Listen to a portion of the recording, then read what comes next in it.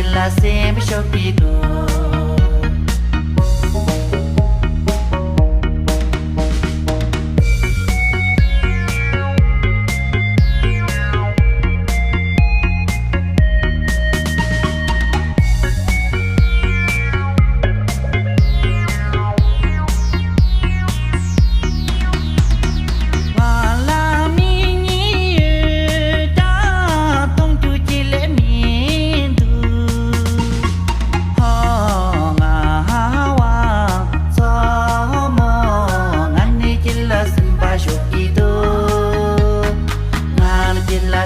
Chopido, ngan kila sempre chopido.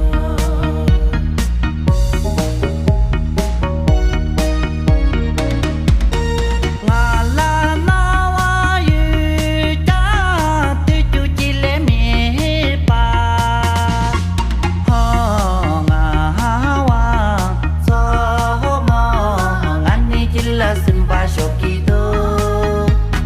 Ngani kila sempre chopido, ngani kila sempre chopido.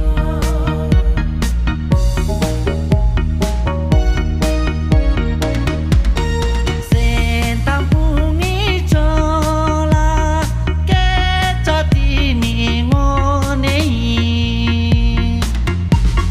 Ngani kila sempre chopido, ngani kila sempre chopido.